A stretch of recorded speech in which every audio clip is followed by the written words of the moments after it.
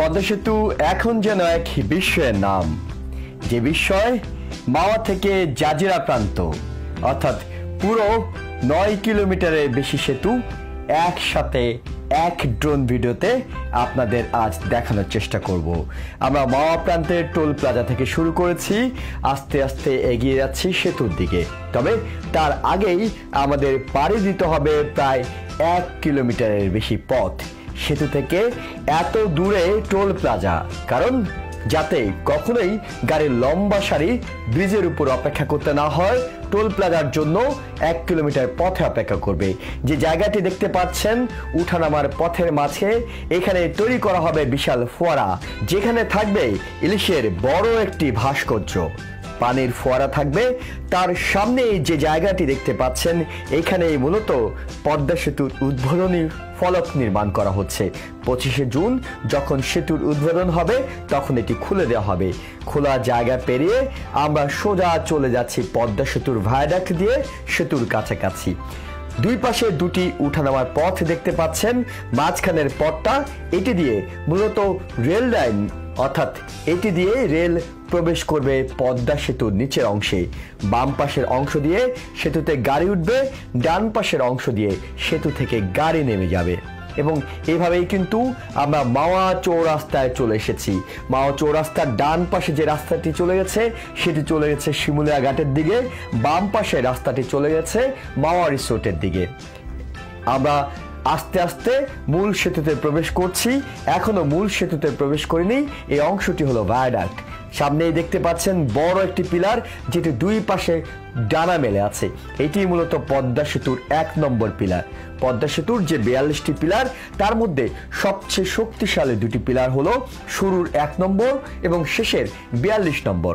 অন্যান্য পিলারে 6টি করে পাইল দেওয়া হলেও এই দুটি পিলারে পাইল দেওয়া হয়েছে 16টি করে, এবং এক একটি পিলার নির্মাণের পিছনেই প্রায় 8 কোটি টাকা করে খরচ করা হয়েছে।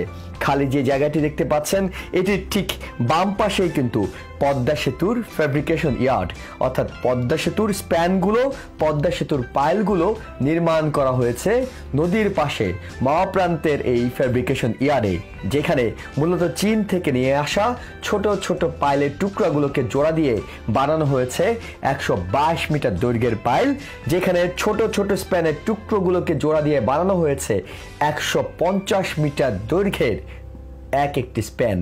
এবং আমরা পদ্মা নদী দেখতে পাচ্ছি। সেতুর নিচের অংশে আপনারা দেখতে পাচ্ছেন রেল লাইনের দুই পাশে হলুদ রঙের অনেকগুলো মোটা মোটা পাইপ, মূলত এগুলো গ্যাস লাইনের পাইপ। অর্থাৎ পদ্মা সেতুর মধ্য দিয়ে শুধুমাত্র গাড়ি এবং মানুষ যে আসা যাওয়া করবে তা কিন্তু নয়, এখানে কিন্তু গ্যাস আসা যাওয়া করবে এবং একই সঙ্গে বিদ্যুতের আলাদা লাইন টানা হচ্ছে, অপটিক্যাল ফাইবারের লাইন টানা হচ্ছে। অর্থাৎ অনেকগুলো সার্ভিস লেনের সুবিধা পাওয়া যাবে পদ্মা সেতুর এই নিচের অংশ দিয়ে। 2 নম্বর পিলারটি দেখতে পাচ্ছেন, এই 2 নম্বর পিলার পার হয়ে আমরা এখন মাওয়া প্রান্তের মূল নদীতে, অর্থাৎ যেখানে সবচেয়ে বেশি স্রোত।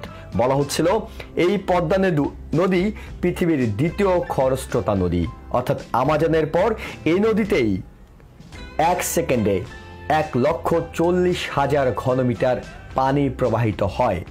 এবং এই প্রথমবারের মতো আপনাদের দেখাচ্ছি পদ্মা সেতুর উপর দিয়ে কোনো গাড়ি নয়, মোটরসাইকেল চলাচল করছে।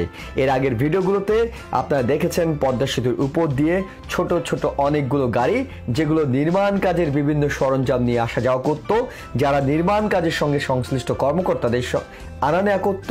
এখন কিন্তু আমরা দেখাচ্ছি পদ্মা সেতুর উপর দিয়ে মোটরসাইকেলও চলাচল করছে। অর্থাৎ আপনারা জানেন যে পদ্মা সেতুর উপর দিয়ে মোটরসাইকেল চলাচল করবে, যার টোল ধরা হয়েছে 100 টাকা। তাই এই প্রশস্ত রাস্তায় আপনি দ্রুত গতিতে চলে যেতে পারবেন মোটরসাইকেল নিয়ে।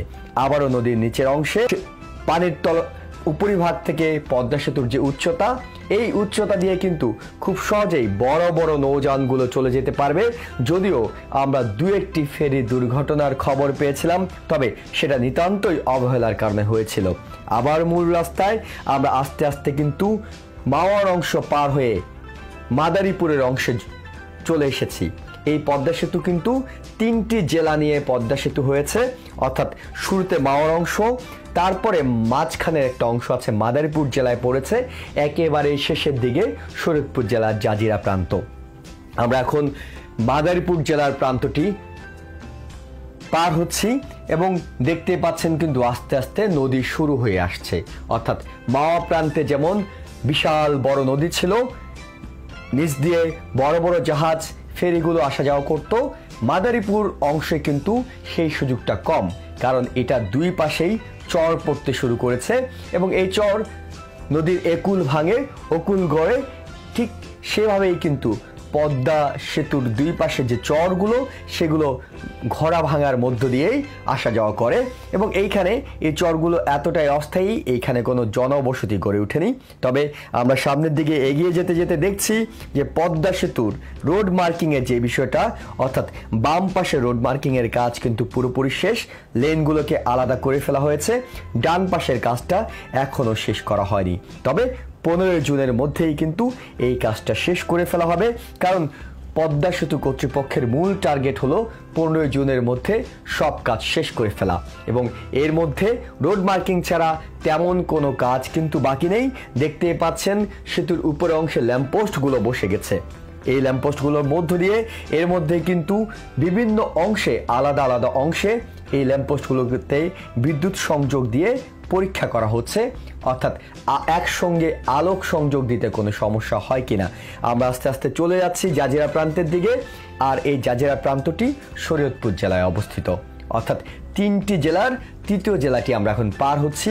দেখতে পাচ্ছেন নদীর পার কিন্তু বাঁধানো হয়ে গেছে, এখানে প্রায় 11.5 কিলোমিটার নদী শাসনের কাজ হয়েছে, আর এই 11.5 কিলোমিটার নদী শাসন এবং মাওয়া প্রান্তে 1.5 কিলোমিটার সব মিলে যে 12 কিলোমিটার 13 কিলোমিটার নদী শাসন হয়েছে, এটি কিন্তু বিশ্বের সবচেয়ে বড় নদী শাসনের কাজ। আমরা যে 42 নম্বর পিলারের কথা আপনাদের বলেছিলাম, সেই 42 নম্বর পিলারটি পার হচ্ছি। এটিও পদ্মা সেতুর শক্তিশালী একটি পিলার, যেটি বলছিলাম সেতুতে মোট 415টি ল্যাম্পপোস্ট বসানো হয়েছে, সেগুলোতে আলোক সংযোগের পুরোপুরি একসাথে দেওয়ার কাজটি শেষ হবে 15 জুনের আগে। তবে আর্কিটেকচারাল লাইটিং, অর্থাৎ বিভিন্ন সময় যে সেতুতে বিভিন্ন রঙের সেতুকে রাঙানো, সেই কাজটি এখনো হয়নি, সেটি আস্তে ধীরে হবে। দেখতে পাচ্ছেন 2টি লাইন নেমে গেছে, মাঝখানে একটি লাইন যেটি দিয়ে রেল গাড়ি আসা যাওয়া করবে, অর্থাৎ এটি রেল লাইন। এবং এই পদ্মা সেতুতে কিন্তু বিশ্বের মধ্যে খুব কম সেতুতে একসঙ্গে রেল এবং গাড়ি চলাচলের সুযোগ রয়েছে, সেদিক দিয়েও পদ্মা সেতু অনন্য। এবং একই সঙ্গে এখানে যে 150 মিটার দৈর্ঘ্যের স্টিলের স্প্যানগুলো ব্যবহার করা হয়েছে, এটির মূল কারণ হলো বিশ্বে এখন বিভিন্ন প্রযুক্তিগত কাজে যেখানে 100 মিটারের বেশি স্প্যান ব্যবহার করা হয়, সেখানে কনক্রিটের পরিবর্তে স্টিল ব্যবহার করা হয়। পদ্মা সেতু তো তাই হয়েছে। আমরা আস্তে আস্তে নেমে যাচ্ছি জাজিরা প্রান্তের টোল প্লাজার দিকে, অর্থাৎ যেটি বলেছিলাম মাওয়া প্রান্তের টোল প্লাজা থেকে জাজিরা প্রান্তের টোল প্লাজা, পুরো পদ্মা সেতু একসাথে আপনাদের ড্রোন ভিডিওর মাধ্যমে দেখাবো, সেটি আজকে দেখালাম। নিশ্চয়ই আমাদের ভিডিওর মাধ্যমে আপনারা পুরো পদ্মা সেতু দেখার সুযোগ পেয়েছেন। সবাইকে অনেক অনেক ধন্যবাদ।